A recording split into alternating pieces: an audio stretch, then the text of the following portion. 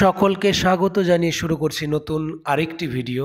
এই ভিডিওটিতে গুরুত্বপূর্ণ টপিক 2022-এর টেট, 2017-র টেট, সেই সঙ্গে 2014 টেটের প্রশ্নভুল মামলা নিয়ে আলোচনা করব। তার আগে বলে রাখি, যে সকল 20-22 প্রার্থীরা আছো তারা কিন্তু অনেক চিন্তিত, আমি জানি।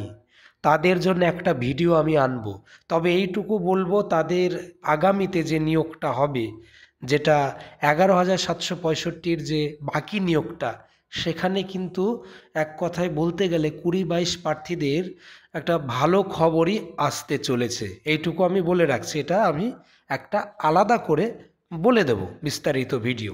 তো আজকে যেহেতু আমি প্রশ্নভুল মামলা নিয়ে আলোচনা করব, তাই সময় নষ্ট না করে এই যে 1 এবং 2-এ রয়েছে কি টেট 2022-এর প্রশ্নভুল আর টেট 2017-র প্রশ্নভুল, যেটা আজকে কিন্তু কলকাতা হাইকোর্টে আছে বা হিয়ারিং চলছে এক কথায়।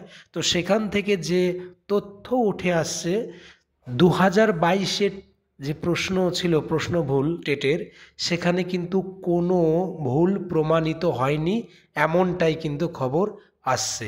অর্থাৎ একটি প্রশ্নও কিন্তু ভুল প্রমাণিত হয়নি, যে এক্সপার্ট কমিটি ছিল তাদের রিপোর্ট অনুযায়ী।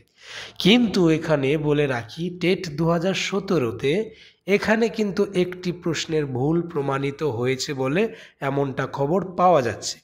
তাহলে এবার অনেকে বলবে যে একটা প্রমাণ হয়ে গেলে যদি 17-র, সেখান থেকে তো অনেকে চাকরি পেয়ে গেছে, তাহলে এখন কি হবে? তো পুরনো নিয়োগে তো তারা ঢুকতে পারছে না, তারা নতুন নিয়োগে কিন্তু অংশগ্রহণ করতে পারবে 1 নম্বর দিয়ে, যদি তারা পাস করতে পারে। বিশেষ করে যারা 82 আছে, 82 বলেছি, 81, যারা 81 আছে, তারা যদি 1 নম্বর সেইটা পেয়ে যায়, তাহলে 82 হিসাবে পাস করবে SC ST OBC AB। আর যারা 89 আছে জেনারেল প্রার্থী, তারা 90 পেয়ে পাস করবে। তো তাদের জন্য ফিউচার যেটা নতুন নিয়োগ, এই নতুন নিয়োগে কিন্তু দরজা খোলা থাকছে যদি এই ব্যাপারটা মিটে যায়। আর আজকে যেহেতু এরকমটা তথ্য আসছে কোর্টরুমের ওখান থেকে, তো এটা কিন্তু মিটে যাবে কয়েকদিনের মধ্যে। তো 17-র থেকে কিন্তু খুব একটা বেশি পাস করবে না, ওই 1000 খানেকের মতন হতে পারে কম বেশি পাস। ঠিক আছে, তারা কিন্তু অংশগ্রহণ করবে। এবার আসি যেটা সব থেকে বড় একটা, মানে কি বলবো, একটা বিপদ বলতে পারো। যারা নতুন চাকরি প্রার্থী আছো, যারা টেট পাস আছো, তারা হয়তো ভয় পাচ্ছ যে আমাদের আরও বিপদ হয়তো বাড়বে যদি 14 টেট থেকে 6 নম্বর দেয়া হয়, তাহলে কিন্তু এখানে অনেক পাস করবে। আর এইটা কিন্তু বোঝা যাবে আগামীকাল। 2014 সালের প্রশ্নভুল মামলার বিষয়টা বোঝা যাবে আগামীকাল সুপ্রিম কোর্টে, এটা কিন্তু উঠবে 38 নম্বর সিরিয়ালে। এক কথায় সিরিয়ালটা খুব মানে দূরের দিকে নেই, কালকে কিন্তু হিয়ারিংয়ে বোঝা যাবে 14 টেটের 6 নম্বরের বিষয়টা কি হয়। তো ওখানে যদি বলে যে নাম্বার তো দিতেই হবে কিন্তু নিয়োগে অংশগ্রহণ করতে দিতে হবে, তাহলে সেক্ষেত্রে কিন্তু একটা বড় পরিমাণে ক্যান্ডিডেট সেখানে কিন্তু পাস করবে। যদিও সেই ক্যান্ডিডেটের ডিএলএড প্রশিক্ষণ না থাকলে কিন্তু বুঝতে পারবে না, কারণ তখন কিন্তু ডিএলএড ছাড়া যেসব প্রার্থীরা ছিল 14-তে টেট দিয়েছিল, তো এই ক্ষেত্রে পাশ করা মানেই যে তারা বুঝতে পারবে সকলে, তা কিন্তু নয়।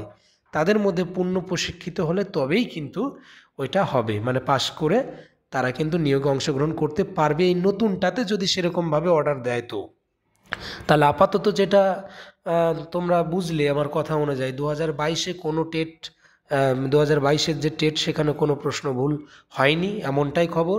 আর 17-তে একটা প্রশ্ন ভুল হয়েছে।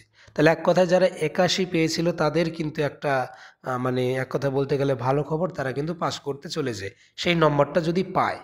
এবার দেখতে হবে সেই কোশ্চেনটা কোনটা, সেটা পরবর্তীতে বোঝা যাবে। তো সেই কোশ্চেনটা যদি সে নাম্বার পায়, তাহলে 81 ব্যক্তি যারা আছে, 81 ক্যান্ডিডেট পাওয়া, তারা কিন্তু 82 পেয়ে পাস করবে।